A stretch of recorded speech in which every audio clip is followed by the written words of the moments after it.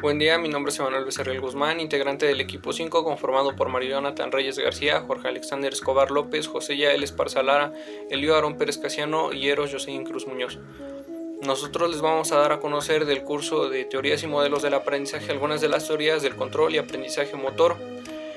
Para todo esto tomamos como madre a la neurofisiología, la cual va a ser la encargada de darnos los recursos para comprender estas teorías a grandes rasgos. Todas las personas necesitamos saber cómo se controla el movimiento, lo cual nos va a dar un panorama más amplio para saber cómo se aprende el movimiento, y es lo que vamos a ver en este video. Aquí vamos a ver lo que son algunas teorías, autores, características y ejemplos. Teoría refleja. En 1947 el neurofisiólogo Charles Harrington sentó las bases de esta y nos menciona que los reflejos son eslabones de un complejo comportamiento, los cuales actúan en combinación de manera sucesiva para llegar a un objetivo en común. Básicamente nos dice que hay muchos reflejos los cuales van a ir interactuando entre sí para producir lo que sería nuestra conducta motora. Esto se dará mediante un proceso en el cual hay un estímulo que produce una respuesta. Esta respuesta se transforma en un estímulo para generar una siguiente respuesta. Todo esto es una cadena sucesiva y tenemos como ejemplo el sapito. Cuando un sapo ve a una mosca se produce un estímulo. Como respuesta el sapo lanza su lengua para atrapar a la mosca. Una vez estando ahí se produce el estímulo y como respuesta el sapo la trae de vuelta a su boca y ahí en su boca se da el estímulo. Como respuesta el sapo procede a digerirla. Más ya refiriéndonos al cuerpo humano, en las fases de la marcha la mayoría de los músculos tienden a contraerse. En ese caso se da lo que es una elongación. Esa elongación es el estímulo para generar la respuesta de la contracción y generar el movimiento. Teoría de programación motora. Esta fue creada por Stein Grillner en 1981 y básicamente tenemos que aprender a diferenciar dos aspectos principales. Uno, que es el programa motor como tal. Cuando una persona aprende a escribir en una libreta donde los espacios vienen delimitados, se aprende un programa motor. Sin embargo, cuando quiere escribir en arena o en un pizarrón, este programa va a volverse general debido a que, si bien hay similitudes, algunos aspectos van a cambiar. Otro aspecto a diferenciar son los centros generadores de patrones de movimiento. Estos son cargas genéticas con las que las personas ya venimos y nos van a permitir ser capaces de generar movimientos sin necesidad de haberlos aprendido. Las personas venimos con lo que son sets neuronales y con los mismos centros generadores de patrones de movimiento, los cuales contienen información y nos van a permitir generar movimiento sin necesidad de haberlo aprendido o practicado con anterioridad. Un ejemplo es el caminar, y lo único que se tiene que hacer es practicarlo para su mejora posterior. Algunas características de esta teoría es que permite almacenar las reglas de movimiento y que una vez que se ha aprendido bien un programa motor, los estímulos sensoriales no son tan necesarios. A continuación hablaré de la teoría jerárquica. La teoría jerárquica básicamente habla de la organización que tiene el cuerpo humano para realizar los movimientos en el control motor. Esto menciona que los movimientos se hacen de arriba hacia abajo. ¿Qué quiere decir? Quiere decir que los movimientos empiezan en la cabeza, específicamente en el cerebro, y el cerebro, por medio del sistema nervioso central, se encarga de emitir las señales a las demás partes del cuerpo, como son las manos, los pies o la cadera. En esta teoría tenemos como autor a Douglas Jackson, que menciona 4 niveles del sistema nervioso central, que es el nivel espinal, el nivel tronco del encéfalo, el nivel mesencefálico y el nivel cerebral. Este autor también sugiere que los niveles del sistema nervioso central se deben dividir en dos. El primero es en niveles superiores, que se encuentran los movimientos maduros, los movimientos flexibles y los movimientos voluntarios, mientras que en los niveles inferiores se encuentran los movimientos primitivos y los movimientos automatizados. Un claro ejemplo en esta teoría es cuando realizamos algún tipo de fuerza, ya que el cerebro capta que vamos a realizar fuerza y él emite señales a todo el cuerpo para que se contraigan los músculos y así no suframos alguna lesión al momento de realizar la fuerza. El control motor basado en la teoría de acción dinámica. La teoría de acción dinámica busca explorar las diferentes posibilidades de realizar una actividad y desarrollar la capacidad de encontrar múltiples soluciones adaptativas para llevar a cabo una acción. Esta teoría sugiere que la acción del movimiento subyacente es el resultado de la interacción de los componentes tanto físicos como neuronales. Cuando decimos dinámica, nos referimos a los movimientos, y cuando decimos acciones, nos referimos a cuando los ejecutamos. La teoría dice que son patrones que se van transformando. Un claro ejemplo de esto es correr, caminar y trotar. ¿A qué me refiero?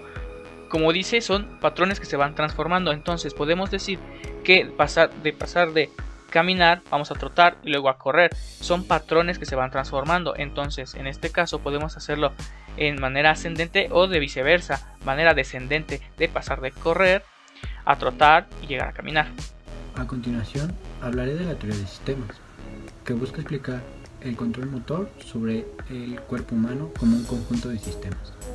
Los movimientos se producen por una interacción entre los sistemas perceptivo, cognitivo y de acción, y de variables internas y externas. Esto puede ser influenciado por cualquier variable del ambiente. También, tres características principales es que se dividen en tres niveles. El nivel número 1 es la médula, que son los patrones motores. El nivel número 2 es el tronco encefálico, donde es la regulación de la postura. Y el nivel número 3 es la corteza motora, donde se elaboran los programas. La teoría de sistemas tiene como autor principal a Ludwig von Bertalanffy, que también busca explicar cómo la teoría de sistemas funciona en los movimientos. Principalmente esta teoría de sistemas habla cómo el ser humano es un conjunto de sistemas y sus sistemas de manera individualmente trabajan bien, pero como conjunto de sistemas hace que los movimientos sean mejor y más controlados. En la teoría de sistemas el autor menciona al cuerpo humano como un sistema mecánico. También afirma que los movimientos no son dirigidos ni central ni periféricamente rígidos, sino que emergen de la interacción de muchos sistemas. Una de las premisas básicas de esta teoría es que dentro de los sistemas hay más sistemas, ya que como el autor lo menciona, el cuerpo humano es un conjunto de sistemas que obviamente tienen más sistemas que ayudan a su funcionamiento. El ejemplo que tenemos en esta teoría es al momento de levantar un alfiler con la mano, ya que funcionan las articulaciones del hombro, después vienen las articulaciones del codo y por último vienen las articulaciones de la muñeca, y específicamente al final trabaja la pinza fina al sujetar el alfiler, y vemos cómo se están manejando tres sistemas: hombro, codo y muñeca, que si bien cada uno funciona individualmente bien, los tres en conjunto permiten realizar todo el movimiento y la acción que queremos lograr. La teoría del procesamiento de distribución en paralelo describe la forma en que el ESN procesa la información para actuar. El ESN operaría tanto mediante el proceso en serie, procesando la información a través de una vía única, como en paralelo, interpretando la información por medio de vías múltiples que la analizarían simultáneamente en diferentes formas. El supuesto fundamental es que el cerebro es un ordenador con células que interactúan en diversas formas, y las redes neuronales son los sistemas computacionales esenciales del cerebro. Esta teoría no solo descarta la existencia de reglas innatas para procesar el lenguaje, sino que tampoco ve ninguna necesidad de postular la existencia de un módulo especializado en la adquisición del lenguaje. El conocimiento lingüístico, por el contrario, se obtiene por inferencia mediante el procesamiento estadístico de datos procedentes de la experiencia. El conexionismo describe los procesos cognitivos por los que pasa el cerebro para conseguir el aprendizaje. En estos procesos tiene una gran importancia el entorno, pues es en donde el que aprende encontrará los datos con los que continuará un nuevo conocimiento. El conexionismo es un conjunto de enfoques en los ámbitos de la inteligencia artificial, psicología cognitiva, ciencia cognitiva, neurociencia y filosofía de la mente, que presta a los fenómenos de la mente y del comportamiento como proceso que emergen las redes formadas por unidades sencillas interrelacionadas. La teoría de Fitts y Posner fue creada en 1967, la cual propone un modelo de 3 fases. La primera es la que se conoce como estadio cognitivo, en donde el sujeto se encuentra con un exceso de tareas a coordinar. La segunda fase es el estadio asociativo. En esta se produce un refinamiento en la ejecución y una sincronización de sus componentes.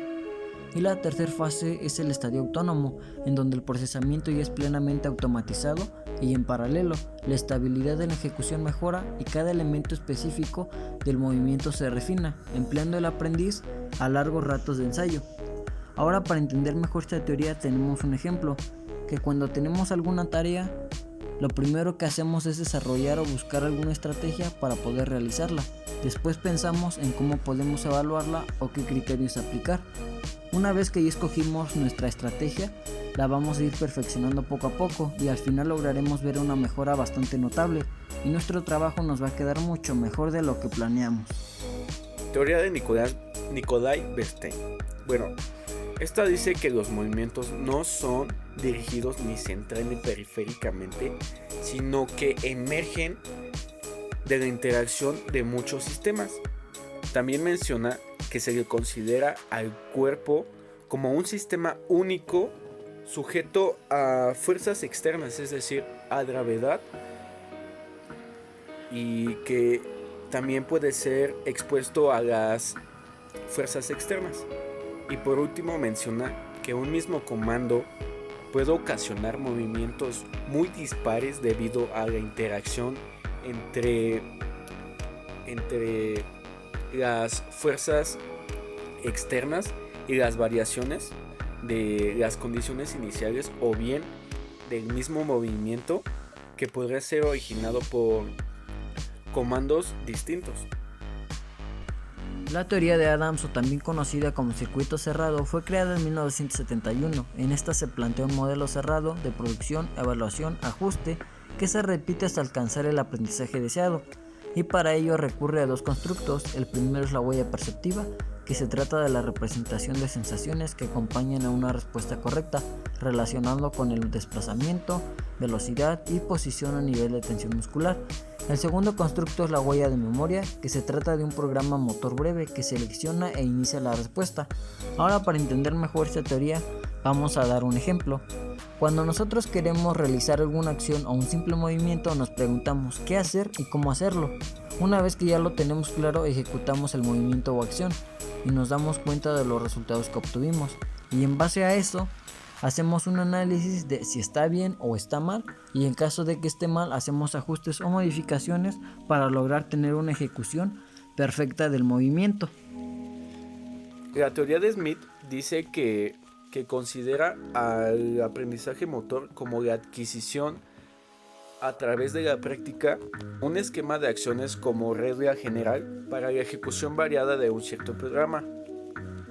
También Smith dice que la práctica variable supone que los niños y niñas empleen sus recursos de procesamiento de la información para poder reconocer la diferencia y semejanza de la tarea en términos de diferencia a lo que ya antes había sido practicado, y también para poder así recuperar de su memoria prototipos o ejemplos de experiencias pasadas con sus correspondientes consecuencias sensoriales.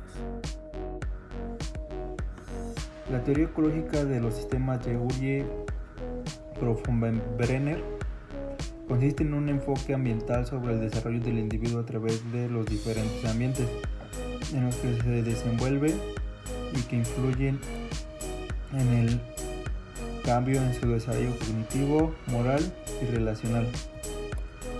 Esta teoría puede aplicarse en todos los ámbitos de la psicología y otras ciencias, ya que partimos de la base de que el desarrollo humano se da en interacción con las variables genéticas y el entorno, y expone de manera clara los diferentes sistemas que conforman las relaciones personales en función del contexto en el que se encuentran. Este autor también nombra 4 sistemas que envuelven al núcleo primario, entendido como un mismo individuo. Los sistemas son los siguientes: microsistema, mesosistema, exosistema y macrosistema. El microsistema constituye el nivel más inmediato o cercano en el que se desarrolla el individuo.